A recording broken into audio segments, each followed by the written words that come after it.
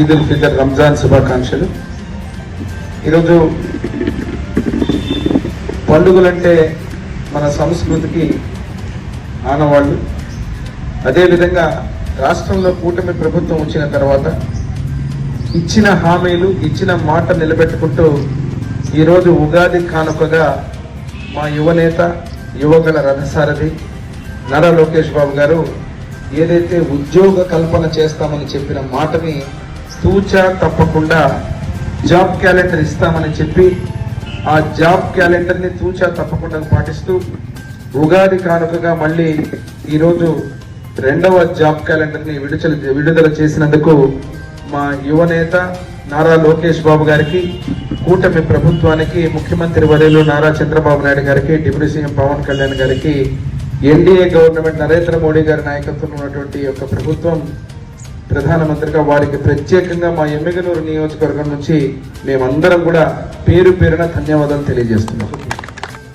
ఏదన్నా ఒక హామీని నిలబెట్టుకోవడం అంటే ఆ హామీని కూడా మీరు నోటిఫికేషన్ తేదీ ఈరోజు మే 15, 2026 ఉన్నత విద్యకు సంబంధించినటువంటి 1500 పోస్టులు, ఆగస్టు 15, 2026 హోంశాఖకు 2778 పోస్టులు, ఇతర శాఖలకు 928 పోస్టులు, మరి దీంట్లో గ్రూప్ 1 91 పోస్టులు.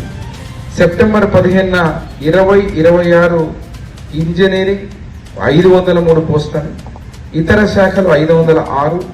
అక్టోబర్ 15, 2026 పాఠశాల ఇంటర్ విద్యకు సంబంధించి 3004.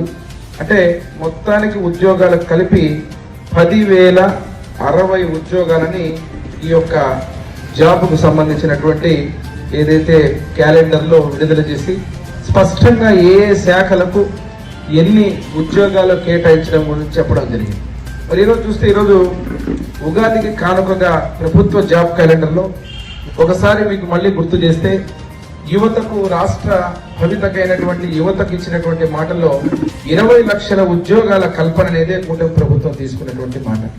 మరి ఈ దినానికి ఇప్పటికే చూస్తే మీరు దాదాపు 20 నెలల్లో 6,28,347 ఉద్యోగాలను యువతకు అందించడం జరిగింది.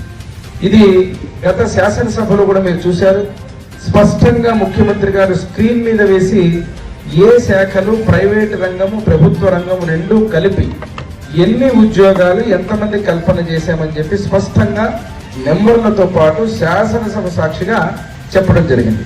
మరి అదే కాకుండా ఈరోజు చూస్తే దాదాపు 23 లక్షల కోట్ల పెట్టుబడితో 25 లక్షల ఉద్యోగ అవకాశాలు సృష్టించే కంపెనీలతో కూటమి ప్రభుత్వం ఒప్పందం చేసుకోవడం కూడా జరిగిందని మీకు పత్రికా ముఖంగా తెలియజేయడం జరుగుతోంది.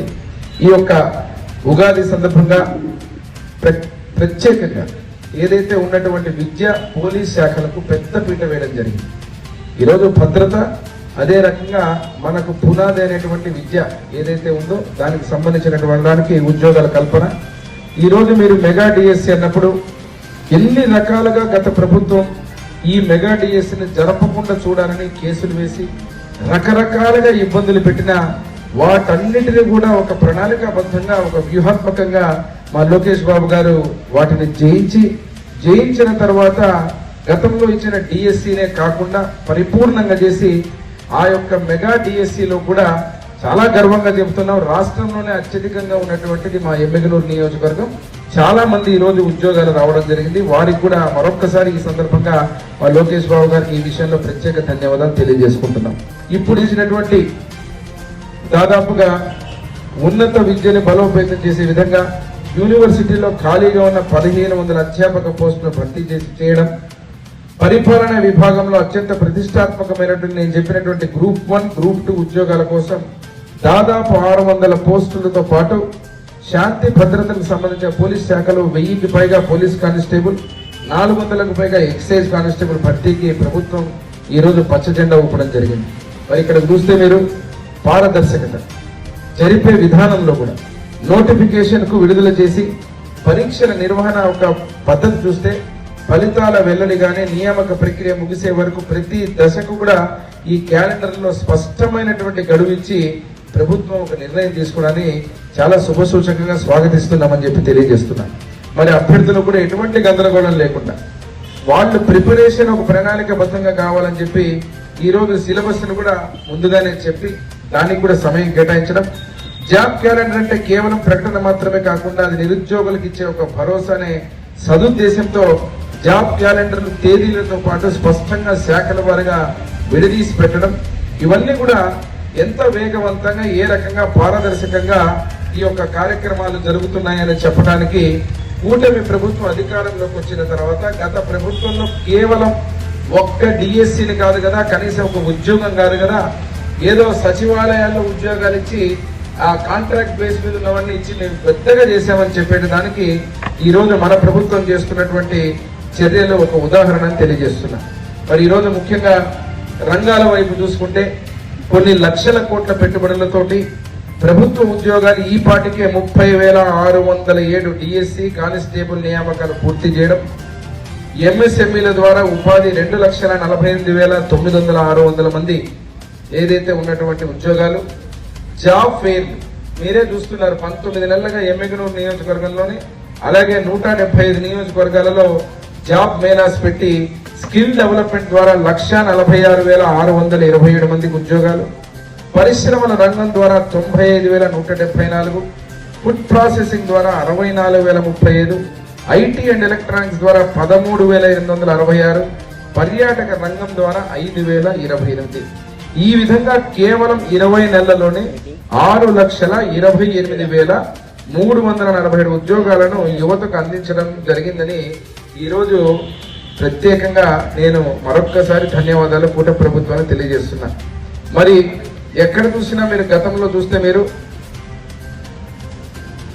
ఇష్టం వచ్చినట్టు పరిపాలన మీరు చూసినప్పుడు ఏ రకంగా అయితే గత ప్రభుత్వంలో కమిషన్ల కోసం పరిశ్రమలను మొత్తం బెదరగొట్టి పంపించినటువంటి పరిస్థితి.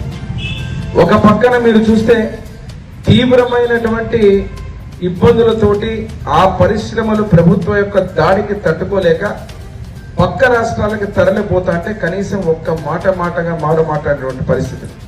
ఏ రకంగా ఉద్యోగ కల్పన జరిగిందనేది ఆ రోజులు చూశారు.